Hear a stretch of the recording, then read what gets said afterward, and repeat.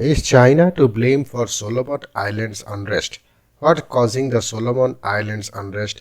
What China's role? How did Australia become involved? The Solomon Islands' decision to switch its diplomatic allegiance from Taiwan to Beijing has been blamed for arson and looting its national capital, Honiara, where protesters are demanding the Prime Minister's resignation.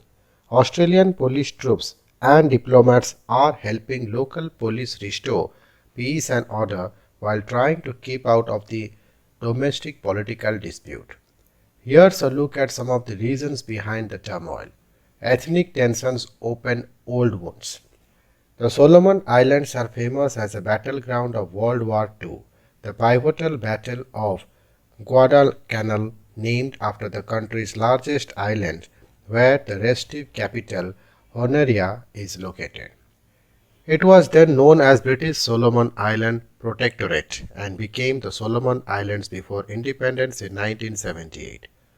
The South Pacific nation of 7 lakh people, mostly Melanesian but also Polynesian, Micronesian, Chinese and European, is like neighboring Australia and New Zealand, a constitutional monarchy with Queen Elizabeth II the head of state.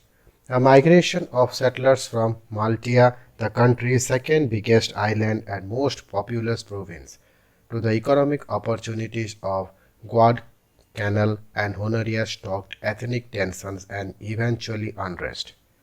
In the late 1990s, native Guadalcanal islanders known as Guales launched a campaign of violence and intimidation to drive the Maltesians off the island. The Malta Eagle Force Militia was formed to protect them in a conflict that led the government to declare a 4-month state of emergency in 1999.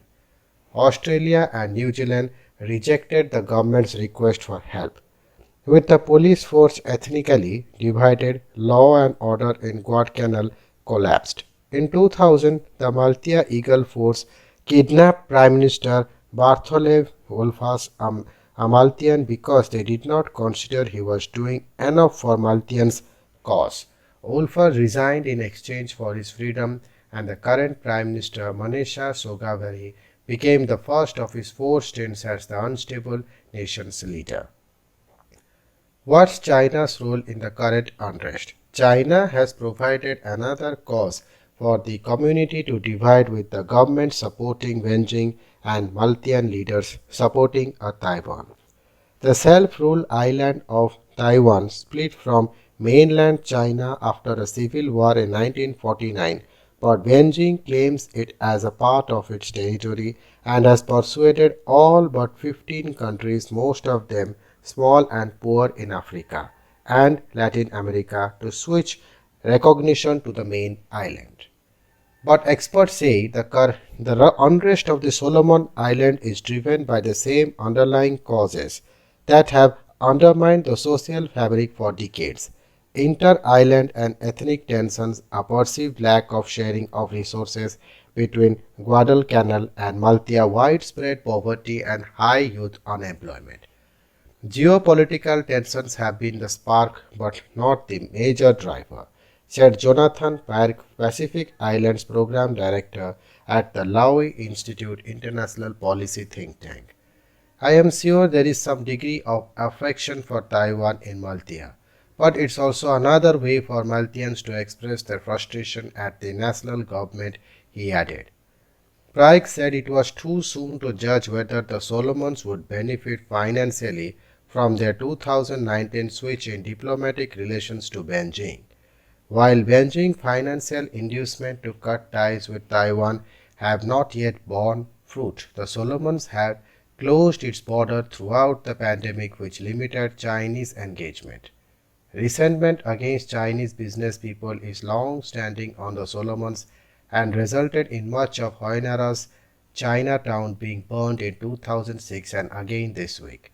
The Chinese communities are vulnerable in the Solomon Islands because they don't have the traditional support base, Park said. They don't have the tribes, the families that would given them some extra degree of cultural isolation from this sort of unrest. How did Australia become involved? Australia and Solomon signed their first bilateral security treaty in 2017. It provides a legal basis for the rapid deployment of Australian police troops and associated civilians in the event of a major security challenge. Australian police were in the air aboard a military transport plane within hours of Sogavare invoking the treaty on Thursday. Australia had led to a force of Pacific Islands police and troops under the Regional Assurance Mission to Solomon Islands or RAMC from 2003 to 2017. It included 2,300 police and troops from 17 nations, invited by the Solomons government. The deployment successfully ended the conflict that killed 200 people.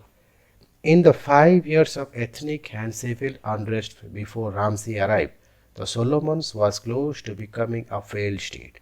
The bilateral treaty acknowledges that underlying causes of the unrest remain and pose development challenges. The Solomon Islands will need ongoing support to retain the gains made under Ramsey and to help build long-term stability and enduring growth, the Australian government said in 2017. Thank you.